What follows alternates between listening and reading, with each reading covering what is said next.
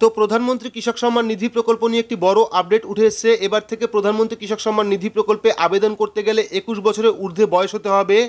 অর্থাৎ প্রধানমন্ত্রী কৃষক সম্মান নিধি প্রকল্পে যারা আবেদন করেছিলেন এবং যাদের বয়স 21 বছরের থেকে কম, তাদের কিন্তু আর এই প্রকল্পের টাকা দেওয়া হবে না।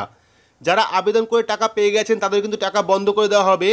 তো ভিডিওর মাধ্যমে দেখে নেব কোন কোন কৃষক এরপর থেকে আর প্রধানমন্ত্রী কৃষক সম্মান নিধি প্রকল্পের টাকা পাবে না। পাশাপাশি কৃষক সম্মান নিধি প্রকল্প নিয়ে কিন্তু আরও দুটি বড় আপডেট উঠে এসেছে, যা আমরা ভিডিওর মাধ্যমে আপনাদের দেখাবো। তো ভিডিওটি কিন্তু আপনাদের জন্য খুবই গুরুত্বপূর্ণ, অবশ্যই শুরু থেকে শেষ পর্যন্ত দেখবেন।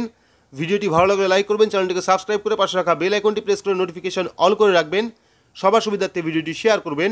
তো চলুন শুরু করি। স্ক্রিনে আপনারা একটি নিউজ পেপার কাটিং দেখতে পাচ্ছেন, যেখানে কিন্তু স্পষ্ট করে বলা হয়েছে 2001-এর পর যাদের জন্ম তারা কিন্তু প্রধানমন্ত্রী কৃষক সম্মান নিধি প্রকল্পে আবেদন করতে পারবেন না। পাশাপাশি যাদের 21 বছর বয়স না হওয়া সত্ত্বেও প্রধানমন্ত্রী কৃষক সম্মান নিধি প্রকল্পে আবেদন করেছিলেন, আবেদন করে টাকা পাচ্ছেন, তাদেরও কিন্তু টাকা দেওয়া বন্ধ হয়ে যাবে। যদিও আর্টিকেলটা একটা হিন্দি নিউজ পোর্টালে, তাই আপনাদের সুবিধার্থে আমরা পুরো নিউজটাকে কনভার্ট করে বাংলায় নিয়ে এসেছি এবং বাংলাতে আপনাদের বোঝাবো। এবং নতুন কী আপডেট হয়েছে প্রধানমন্ত্রী কৃষক সম্মান নিধি প্রকল্পে তাও বলবো, তো বিস্তারিত দেখতে থাকুন। তো এখানে দেখতে পাচ্ছেন এবার থেকে নতুন নিয়ম চালু হলো। প্রধানমন্ত্রী কৃষক সম্মান নিধি প্রকল্পে 21 বছর বয়সের নিচে হলে পাবেন না টাকা এই প্রকল্পে। তো প্রধানমন্ত্রী কৃষক সম্মান নিধি প্রকল্পে জালিয়াতি রুখতে এবং অপাত্রদের এই প্রকল্প থেকে বাদ দিতে কিন্তু একের পর এক নতুন নিয়ম আসছে। আর এই নিয়ে আরও একটি নতুন নিয়ম চালু হয়েছে। এবার থেকে প্রধানমন্ত্রী কৃষক সম্মান নিধি প্রকল্পে যাদের বয়স 21 বছরের নিচে, তাদের নাম কিন্তু এই প্রকল্প থেকে বাদ দেওয়া হবে। অর্থাৎ যারা 1 জানুয়ারি 2001-এর পর জন্মগ্রহণ করেছেন এবং কৃষক সম্মান নিধি প্রকল্পে আবেদন করে টাকাও পাচ্ছেন, তারা কিন্তু আর এই প্রকল্পের টাকা পাবেন না। অর্থাৎ এবার থেকে কৃষক সম্মান নিধি প্রকল্পের টাকা পেতে গেলে আপনার বয়স কিন্তু 21 বছরের ঊর্ধ্বে হতে হবে। এবং তার সঙ্গে কিন্তু আরও একটি নিয়ম করা হয়েছে। এবার থেকে প্রধানমন্ত্রী কৃষক সম্মান নিধি প্রকল্পে আবেদন করতে গেলে অবশ্যই কিন্তু রেশন কার্ড লিঙ্ক থাকতে হবে।